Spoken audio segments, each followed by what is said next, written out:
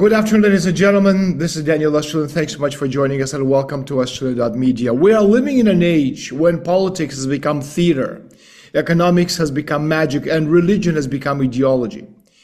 And behind this spectacle, there's a real war, a metaphysical war for the soul of humanity. The West calls it globalization. Others call it Dajjal's a world order. But whatever the name, it's a system that claims total control of money, of meaning, as soon of human being himself. And today with Sheikh Imran Hosein, we will speak not about religions or nations, but about the architecture of the end game, the struggle between a collapsing liberal empire and the re-emerging sacred civilizations. Russia, China, Islam, the West are all now moving in the same chessboard. But who writes the rules? Who governs the algorithmic leviathan that defines truth and value? And what remains of humanity when man forgets its divine origin? Sheikh Imran Hosein, it's an honor to have you. Thank you so much for joining us and welcome to the show. With you today, and I hope and pray that we'll have a productive session. Yes, sir. Let's talk about civilization in crisis. You've long argued that the modern world is built on rebellion against God, that modernity itself is Dajjalic. And looking at the cultural, the moral, and the demographic collapse of the West, are we now witnessing the self-destruction of that civilization, sir? Rather than self-destruction, I am of the view that modern Western civilization did not fall from the sky by accident. That modern Western civilization has emerged in consequence of cosmological changes taking place in the world.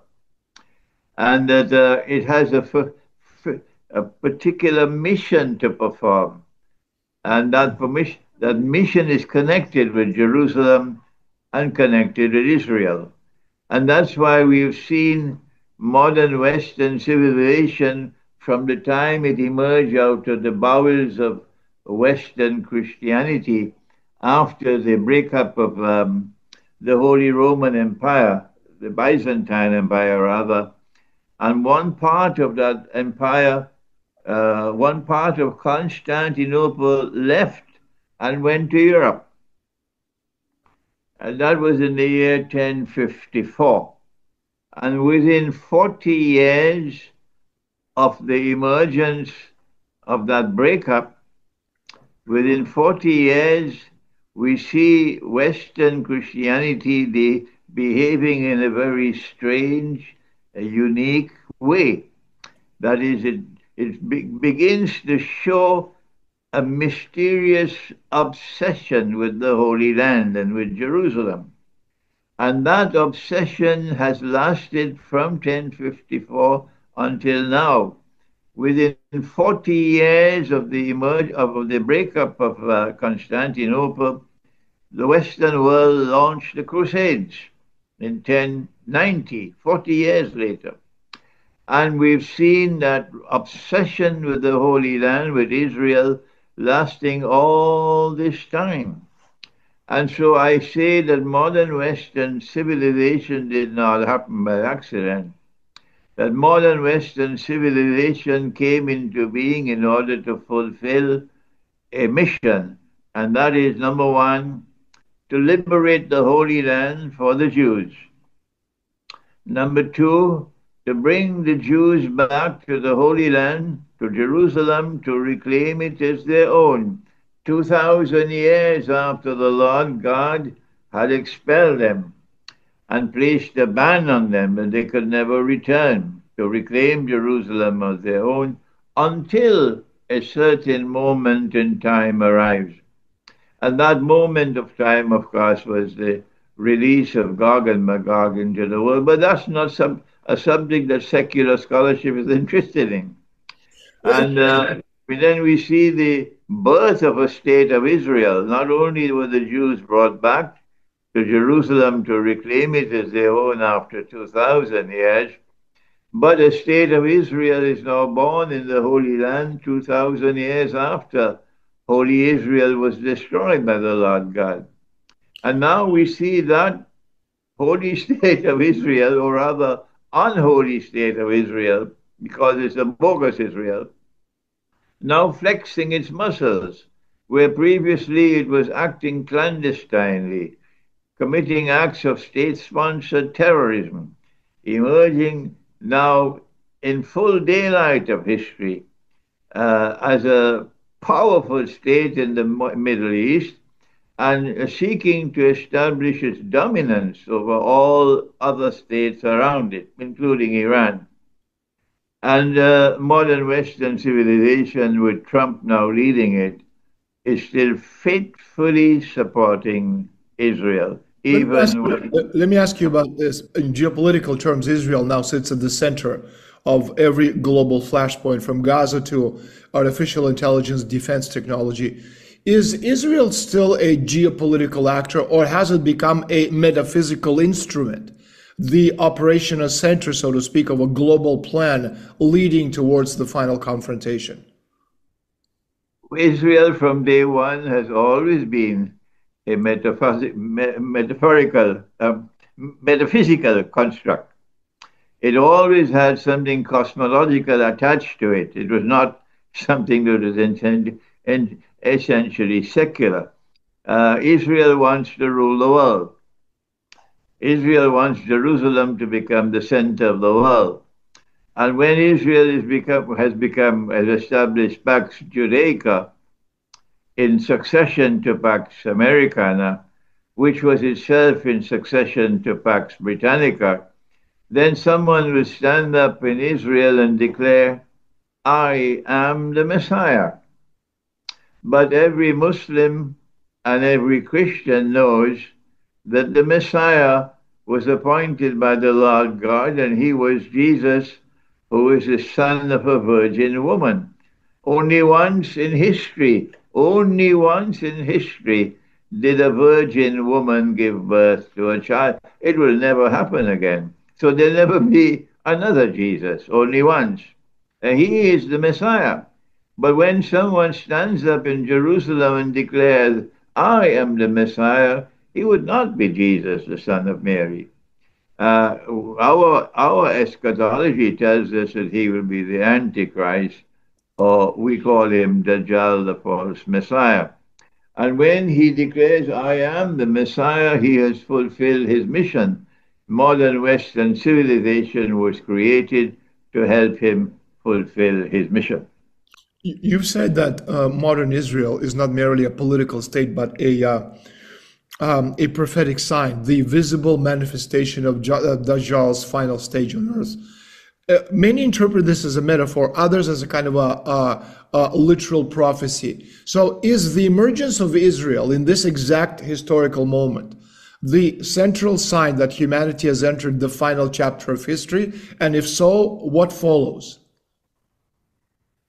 The Quran tells us something that cannot be found anywhere else, in any book, in any person.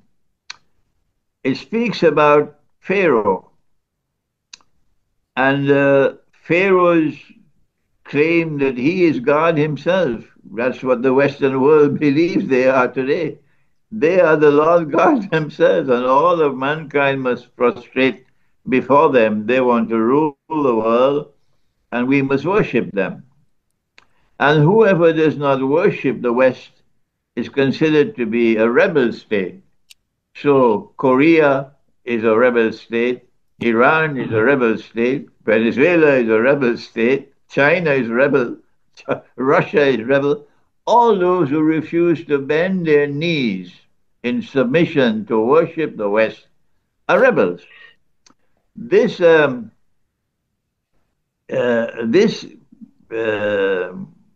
behavior on the part of the Western world is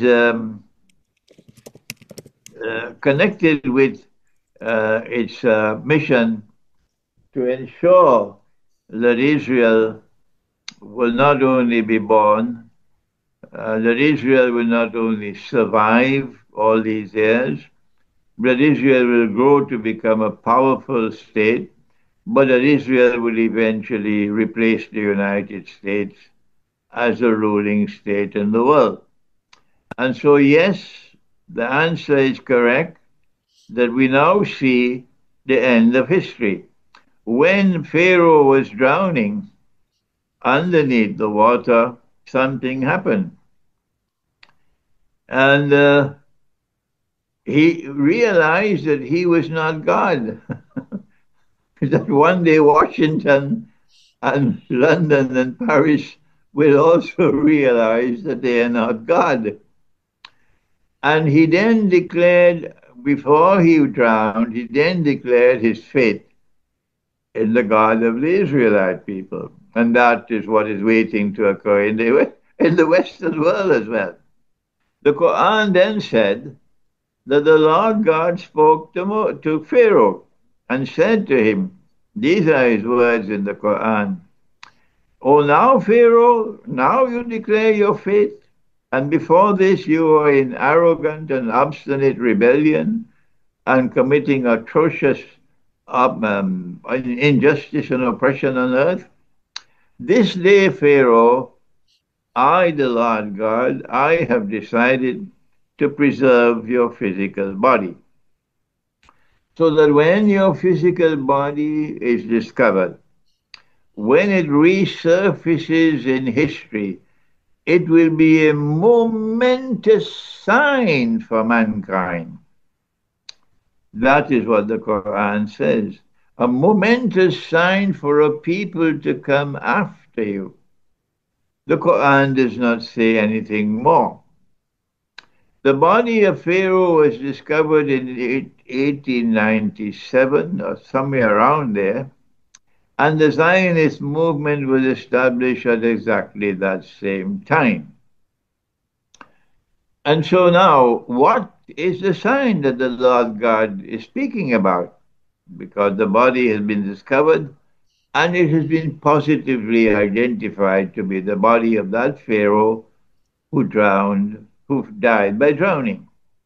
My eschatological answer, and Allah knows best, is that when the body of Pharaoh is discovered, it will be the sign of the commencement of the last countdown of history. And that history will now repeat itself. That there will be a people who will now live the way Pharaoh lived, arrogant, powerful, godless, decadent, oppressing. This is what you're seeing in Gaza now. That history will now repeat itself. And the events which occurred and culminated with the parting of the Red Sea miraculously, and the people who worship the Lord God being taken to safety, and the oppressors being destroyed by the Lord God, is now going to unfold in the world, particularly in the Holy Land. And so the answer, yes, it's correct. We are now witnessing the last countdown of history. And Israel flexing her muscles as she did recently with her attack on Qatar, saying to the world, well, no, the United States is no longer the boss, the only boss around here. We are now a boss of our own. With the attack on Qatar, we're seeing the beginnings of a Pax Judaica, which will now culminate with history.